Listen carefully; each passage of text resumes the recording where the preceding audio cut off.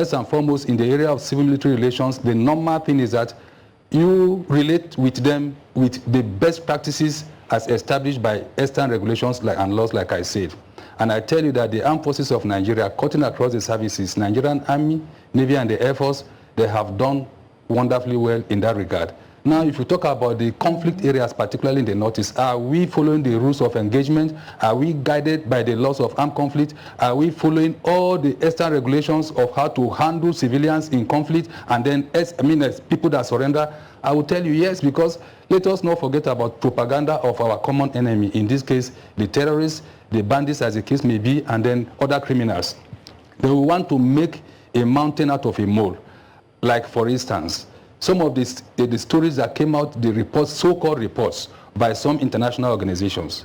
You just pick one person who was not properly profiled, who we are not even sure whether he was one of the ex-combatants or one of those that surrendered, or one of those that maybe in the course of the fog of war, fog of the conflict, was one of those arrested and then profiled before being released, and then you say the person claimed to have been maltreated. What I can say here is that from our training and best practice, and we collaborate in addition with other organizations. You have the Red Cross, you have the United Nations reps and other people in the theaters of operations, particularly in the Northeast. So I would say that to a large extent, we are guided by these regulations, and our officers and men in the fronts, they respect the rules of the game. So I would say that, like you said, in the last 1 year, all those reports, if you subject them to forensic analysis, yes, I would say it is not correct.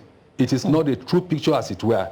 That does not mean that there are not a few infractions here and there, of which we are handled appropriately. You know that we have human rights desks in the Army, Navy, and the Air Force, and all the theaters of operation. And of course, they have handled these cases which were made public. For instance, the people maybe that had issues with people at various checkpoints and all, particularly the Air Force, where people, some chaps that infringed on the rights of civilians around the Maiduguri airport. It was made public, the punishment was made public.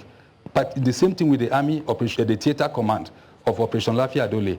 There was a standing court martial that handled all those cases. So those are the ways that we have handled those cases. But majority of it, I can say that they were just propaganda of the enemy against the successes that we record in the Northeast. Particularly each time that you see that we are recording successes, they will come up with one story or the other, particularly to discourage our strategic partners, then the populace, and then those are troops in the front. So that is what I can tell you, that the truth on the ground is that we have measures in place to check. Yes, we are not saints. In every 12 there must be a Judas, of course, and then we have been doling out the appropriate sanctions against the troops, officers and men that fall short of the expectation.